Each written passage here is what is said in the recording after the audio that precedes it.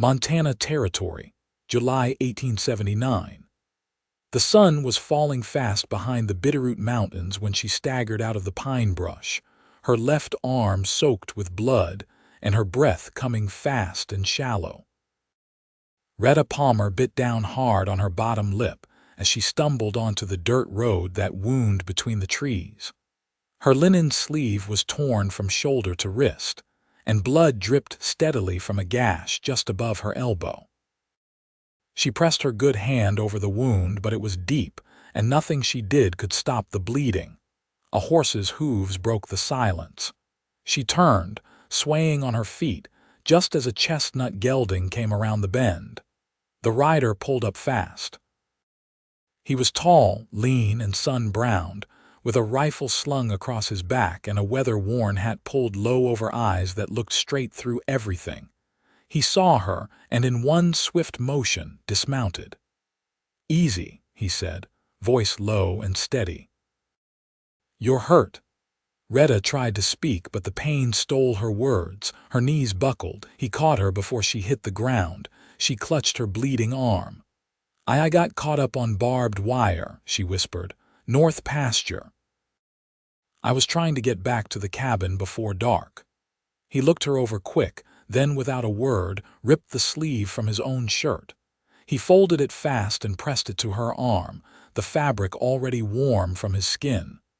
"You'll heal with me," he said, tying the makeshift bandage tight. His hands were rough but careful. "Name's Ledger Holt. Stay awake, miss." Retta blinked hard. "Retta Palmer." "Well, Retta Palmer," he said, lifting her up into his arms like she weighed nothing. "You're lucky I was riding this road today." Ledger set her gently on the horse and climbed up behind her, keeping one arm around her waist to steady her. "I live just a mile off," he said against her ear. "We'll get you cleaned up." Retta leaned back against him, too tired to argue. The ride was short, but every jolt sent fire through her arm. By the time they reached his homestead, a small cabin nestled in a clearing with a corral and a half-built barn, her head was lolling against his shoulder. Ledger carried her inside, set her gently on the bed, and lit a lantern. His cabin was plain but clean.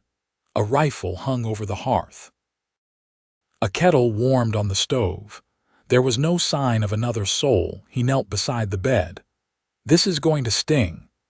She nodded weakly. Ledger pulled out a tin of carbolic salve and started cleaning the wound. His hands were steady. He did not talk much. When she winced, he paused, but only for a heartbeat. Once the wound was clean, he stitched it. Retta gritted her teeth and held still. He wrapped the arm, then stood and poured her a glass of water. "You lost a lot of blood," he said. "But you'll be fine." "Thank you," she whispered, cradling her arm. Ledger looked at her for a long moment. "What were you doing out there alone?" "My father died last winter," she said softly. "I'm holding onto the land, barely. I was fixing fence." His jaw tightened. "You should not be out there by yourself." "I do not have a choice." Ledger did not argue. Instead, he pulled a blanket over her and set a chair by the bed. "I'll keep watch," he said. "Get some rest." She was asleep before she could answer. Retta woke to the smell of coffee and the sound of rain on the roof. Her arm throbbed, but the bleeding had stopped. Ledger was at the stove, shirtless now, a bandage wrapped around his own arm where the shirt had been torn away. She sat up slowly. "I should not have taken your bed." "You needed it more than I did," he said without turning. She watched the way his muscles moved under his skin as he poured 2 mugs of coffee. He handed her one and sat on the edge of a crate across from her. His eyes, gray and steady, met hers. "You want to tell me what really happened?" Retta looked down into the mug. "I told you, barbed wire. You were running. There was blood on your boots, not just yours." She hesitated. Ledger stood. He walked to the door, opened it, and looked out into the rain. "I do not care what trouble you are in, Retta, but if someone hurt you, no," she said quickly. "It was not like that." He turned back to her. I saw them, she said. 3 men, I think they were watching my land. They had rifles. I tried to stay hidden, but I slipped and tore my arm on the wire. Ledger's face darkened. Did they see you? I do not know. He crossed the room, crouched beside her again. You are not going back there alone. I have to, she said. It is my home. Not until I make sure it is safe. Something in his voice made her chest tighten. No one had spoken to her like that since her father died, with care, with quiet steel. I can take care of myself, she said, but her voice wavered. Ledger gave a slow nod. I know. But let me help anyway. She looked at him, really looked, and something inside her tumbled. There was a scar under his chin, a softness behind his eyes that did not fit the hard lines of his face. He had not asked for anything, had not pushed, just stayed. She nodded once. All right, he smiled then, just a little, just enough. I'll ride out at first light, he said. You stay here, rest. I cannot impose, you are not. She held his gaze. Thank you, Ledger. His voice dropped low. You are welcome, Retta. When dawn came, Ledger saddled his horse and rode toward the Palmer homestead while Retta sat on the porch, wrapped in a blanket, watching him disappear into the trees. Something deep in her chest stirred, something she had not felt in a long time. Hope. Trust. Maybe even the start of something more. The morning stretched gray and damp, low clouds dragging over the trees like a wet wool blanket. Retta sat at Ledger's table, her feet bare on the plank floor, one hand curled around a tin cup of broth he'd left for her. The heat from the stove kept close to the walls, but the corners of the cabin still breathed the mountain chill. She hadn't planned to stay. That much was clear by the way her fingers twitched every so often, as if remembering work left undone. But her arm was stiff beneath the bandage, and the ache that settled in her bones wouldn't lift just because she willed it. Outside, the wind stirred the pines. The sound reminded her of the wind through her father's wheat fields before the frost took them for good. She stood, slowly, and walked over to the shelf by the hearth. A few books leaned there, well-used, leather-bound. One had a pressed flower tucked between the pages. A purple aster, flattened and dry. Ledger had not seemed the kind to keep something delicate. She set it back carefully and turned as the cabin door opened. Ledger stepped inside, boots damp, rifle slung across his shoulder. His hat dripped rain on the threshold, and his jaw was tight with thought. He didn't speak right away, just unbuckled his cartridge belt and hung it beside the door. There's tracks, he said finally. North edge of your pasture, wagon ruts that don't belong to you. Retta moved closer, careful not to strain her arm. Did they take anything? Hard to say. Your barn's untouched. I didn't see a broken lock or trampled fence.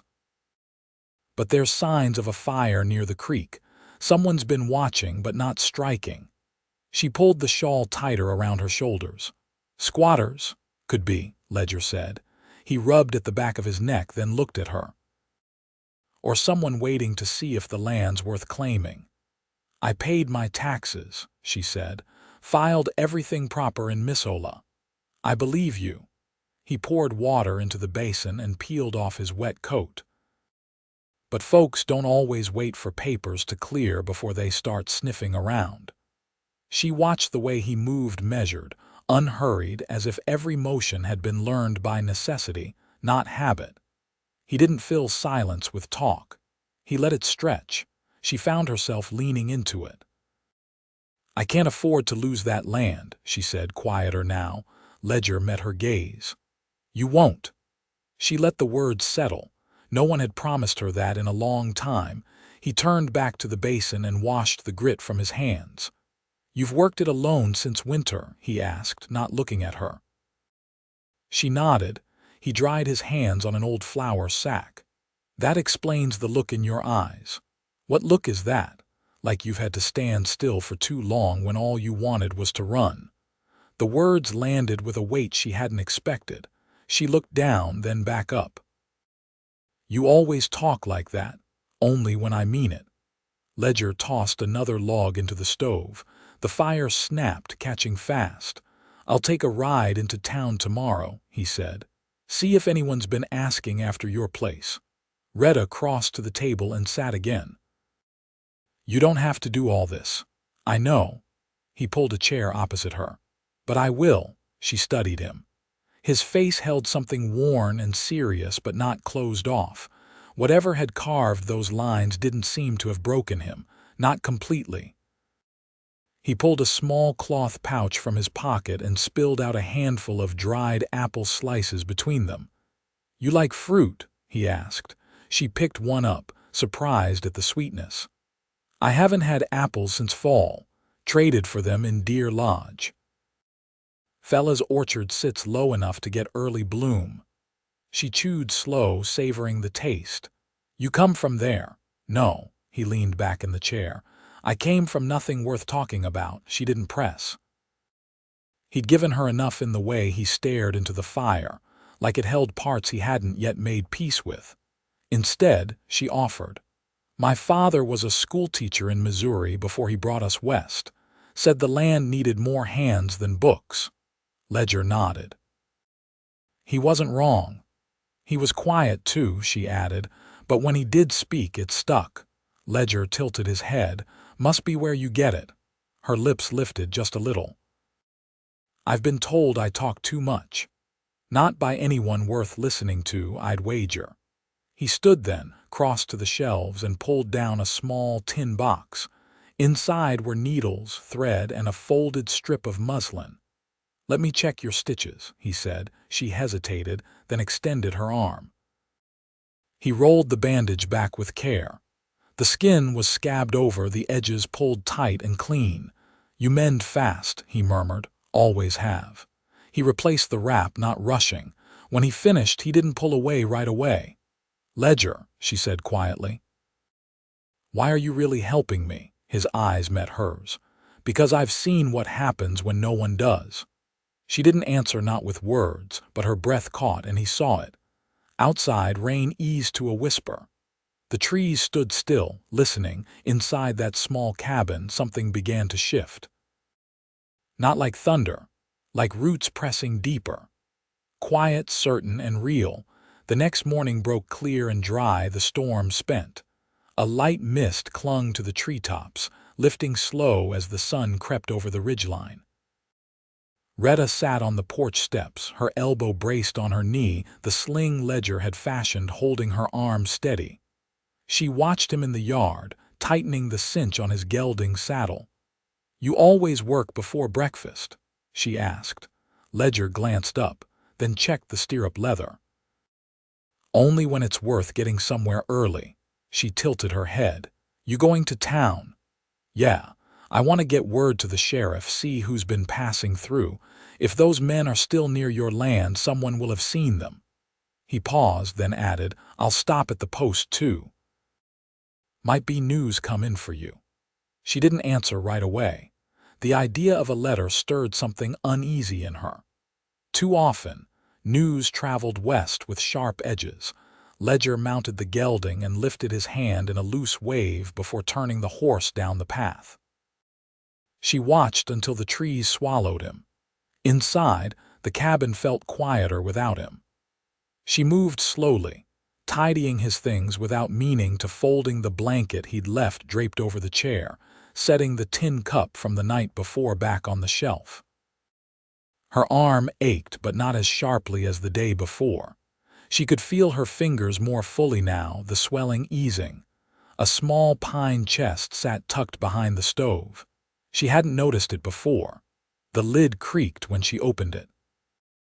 Inside were a few folded shirts, a pair of worn gloves, and a wooden box carved with a faint star on the lid. She hesitated, then opened it. Inside were 2 brass buttons, a folded strip of faded cavalry blue cloth, and a frayed photograph. The image was faint, 2 figures, one taller, one slight, both staring straight ahead, unsmiling. The taller man had Ledger's jaw, same set to the mouth. She closed the box, careful not to shift anything. When the door opened mid-afternoon, she was mixing flour with water in a cracked bowl, trying to coax a biscuit dough together one-handed. Ledger stepped inside, dust streaking his boots, a faint line of sweat at his temple. "I didn't expect you back already," she said. "Didn't like leaving you long." He hung his hat, then pulled a folded paper from his coat pocket and set it on the table. "Sheriff says a man named Carson passed through last week," he said. "Runs freight up from Idaho, had 2 riders with him, kept to themselves. Said they were looking for land to lease." Retta dusted her hands on her skirt. "Lease or take," he didn't say. Ledger pulled a chair out and sat, stretching his legs. "But they're not local. Sheriff's keeping an eye out if they circle back." She nodded slowly. "I'll head back tomorrow." "I can't afford to leave the place untended." Ledger's brow furrowed. "Still too soon." "I can walk, Ledger. I've worked through worse." He leaned forward, forearms on the table. "I don't doubt it, but I'll go with you." She met his gaze. "You planning to stay long?" "That depend on you." She looked down at the dough, then back up. "Maybe." He smiled, slow and without force. "Then I'll pack a bedroll." She turned back to the bowl, kneading gently. "You were cavalry once." His hands stilled. "Saw the box." "I did." Ledger drew a breath, then let it out through his nose. "Served 5 years out of Fort Custer. Left when I stopped believing orders meant right." She didn't press. Instead, she asked, "The boy in the photograph, your brother, cousin, raised like one, died in Kansas. Fever took him in a week." She let the silence settle between them, steady as breath. "I used to think I'd marry young," she said. "Raise a family on that land. There was a boy back in Missouri, promised me a house with windows that opened to the east. What happened? He married my cousin." Said she had steadier hands for a house. Ledger looked at her, long and quiet. "You ever think about leaving?" she asked. "Sometimes. But the land calls me back." She nodded. "Same." He stood and stepped beside her. "Let me mix that." "You're favoring the wrong side." She gave up the bowl, and together they worked the dough, Ledger's hands sure and unhurried. The biscuits were uneven and browned too hard on the bottom, but they ate them anyway, buttered with a scrap of lard and sprinkled with salt. Afterward, she stood at the open door, watching the last light slip through the trees. Ledger joined her. "I'll hitch the team at first light. We'll ride to your place together." She looked at him, and for the first time in months her voice was sure. "All right." The air smelled of pine and ash and evening. Beside her, Ledger didn't reach for her hand, didn't speak a promise. He just stood close, shoulder to shoulder, the quiet between them full of something earned, something waiting, steady as the land that held them both. The wagon creaked beneath them as the trail opened into the edge of Retta's land. The long meadow swayed gold and green beneath the July sun, and the cabin stood just where she'd left it, shuttered, still, the porch sagging a little more than it had in spring. Ledger guided the team between the ruts, his eyes moving over the tree line with quiet purpose. She sat beside him, her arms still wrapped, her back stiff from the road. The sling had rubbed raw at her collarbone, but she said nothing. Ledger had already offered to adjust it once, and she hadn't let him. She wasn't sure why, maybe because she still needed to feel the ache. "You keep the place trim," he said, nodding at the fence line. "Even with one hand." "My father always said a broken gate invites worse through it." Ledger said nothing to that. He pulled the wagon to a stop and climbed down first. When he offered his hand, she took it without pause. Inside, the cabin smelled of dust and dry pine. She stepped over the threshold slow, letting her eyes adjust. The table was just as she'd left it, oil lamp in the center, 3 spoons, 1 chipped plate, ledger book open to the last tally of seed costs. A winter coat hung by the door. The hearth was cold. Ledger stepped in behind her, his boots soft on the boards. No sign of anyone breaking in. "They wouldn't need to," she said. The lock's been busted since April. He walked the perimeter, checking window latches, lifting the edge of the rug to peer beneath. She watched him move deliberate, methodical, as if he'd learned to read rooms like maps. "You got livestock still?" he asked. "2 milk goats. I turned them loose to the ridge pasture before I left." He nodded once and stepped back outside. She followed, shielding her eyes as the sun hit full across the porch. The grass around the barn door was trampled in a way it hadn't been when she left. Ledger crouched beside the patch, pressing his fingers to the flattened stalks. "Boot prints," he said. 3 pairs. 1 heavier, 2 narrow. Could be those same men. "They didn't take anything, not this time," she exhaled slow. "They'll be back, likely." She leaned against the porch rail, her arm beginning to throb again. Ledger looked up at her, then down the hill toward the far rise. The land stretched wide and quiet, but she felt the tension in the silence, like it was waiting to be disturbed. "You ever think about selling?" he asked. She straightened. "No," he nodded. "Didn't think so." "I was 12 when we came here," she said, watching the wind move the grass. "My mother died crossing the Black Hills. We buried her near Devil's Tower, kept going. My father carved this place out with his hands and an axe. Every inch of it's part of him." Ledger stepped up beside her. "You got kin anywhere?" "No one close. I had a sister in St. Joseph, but she passed in childbirth last year." He didn't offer condolences. She was glad for that. "I want to keep it," she said, "but I'm not stupid. If those men come back and I'm alone." "You won't be." She looked at him, and for the first time there was no distance in it, no caution. "You planning to stay?" "I'm not much use to anyone else," he said, "but I know how to hold a line."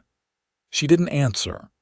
Instead, she stepped off the porch, crossing the yard toward the barn. He followed without speaking, letting her lead. Inside, the air was thick with old hay and the sharp scent of weathered wood. She ran her hand along the feed shelf, her fingers brushing a small tin box she kept tucked beneath the beam. She opened it. Inside were her father's property papers, a folded handkerchief with her mother's initials, and a small iron key. Ledger watched her but didn't ask. "I used to think if I could just keep this place standing, I'd be all right," she said. "But it's not just the land I'm trying to hold anymore." He stepped closer. "What else?" "Myself." He didn't touch her, just stood near enough for her to feel the heat of his presence. "You've done it alone a long time," he said, "but you don't have to anymore." She turned to face him fully. "And you? What are you holding on to?" He hesitated, then said, "A chance to build something that doesn't burn." They stood in the quiet barn, the dust hanging like smoke in the light shafting through the slats. She didn't kiss him. He didn't reach for her. But something passed between them that didn't need words. When they left the barn, the sun was dropping low, and the shadows stretched long across the pasture. She moved easier with him beside her, and he didn't keep pace. He matched hers. That night they lit a fire in her hearth.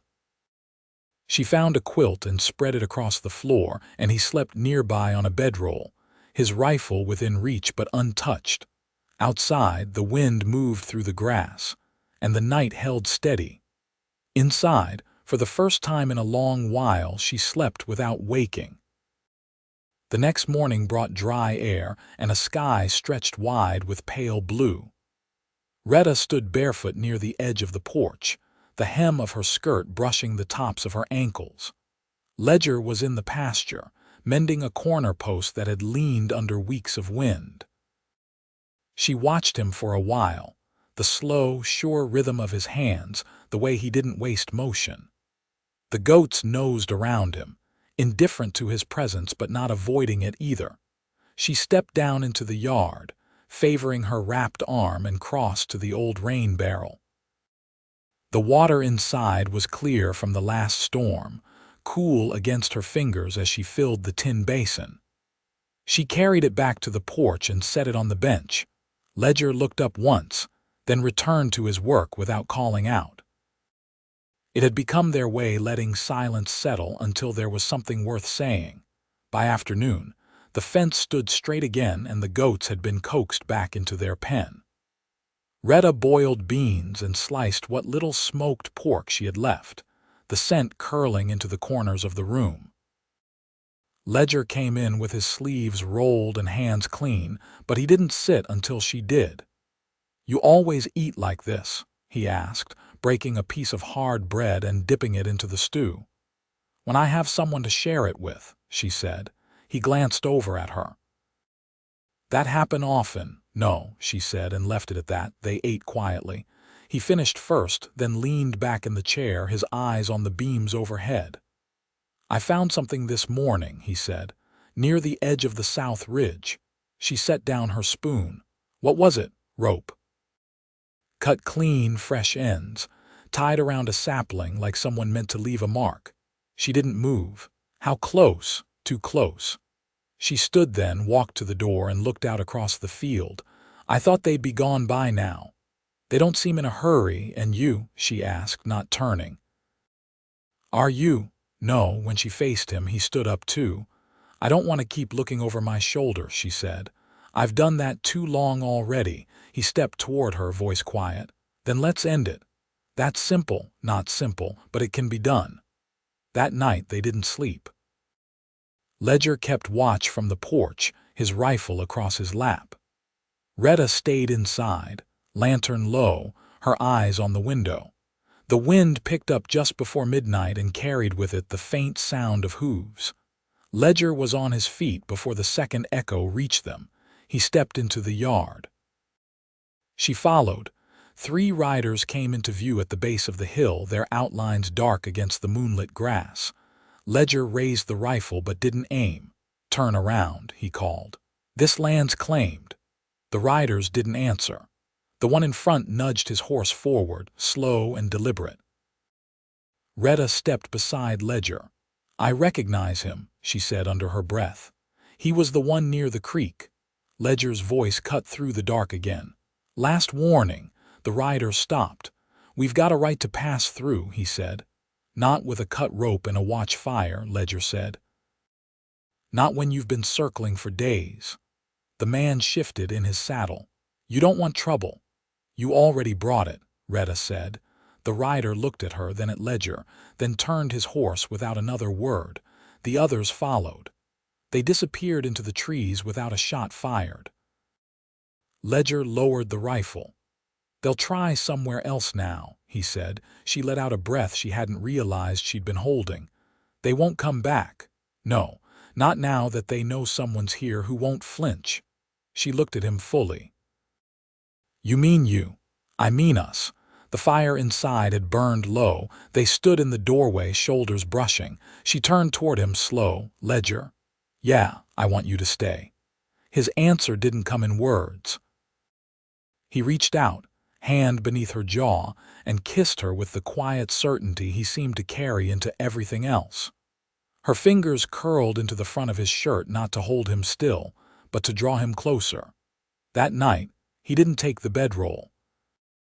They lay beneath her father's patched quilt, the lantern's glow soft against the wall, her head tucked into the hollow of his shoulder.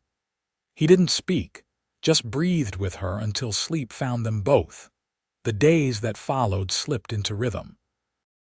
Ledger built a second pen for the goats, then started on a new chicken coop. Retta's stitches came out, and the scar healed smooth. She taught him to read her father's old seed ledgers, and he taught her how to repair a broken stirrup strap with one hand. They rode into Missoula once, traded for seed and sugar, and Ledger came back with a small iron stove that he installed without asking. He said nothing as he did it, only glanced at her once when it was lit, the flames dancing behind the new door. Autumn came slow, gold settling over the fields. The men never returned, and the sheriff wrote once to say they'd been seen moving south, causing no more trouble. One evening, Retta stood barefoot in the tilled earth, her skirt brushing the cool soil, and watched Ledger tie down the last corner of the winter tarp. "We've done it," she said. He looked up at her. You mean you have? No, she said. I mean we. He came to her then, pulled her into the circle of his arms. You ever regret staying? She asked. He pressed his mouth to her temple. Every day I didn't was wasted. She kissed him again, different this time, slow, sure, like a promise kept. They married before the first snow. No preacher, just a paper filed in town and a circle of friends who'd seen enough to know love when it showed its face. He built a second room onto the cabin with his own hands, and she planted winter rye that came up green when the frost broke. They grew old there, side by side. The land held them, but it no longer bore the weight of survival. It bore the shape of a life built together, quiet and steady. And in the years that followed, when strangers passed through and asked who owned the land up by the pines, folks in town would only say, "That place belongs to Retta and Ledger Holt, always has, always will."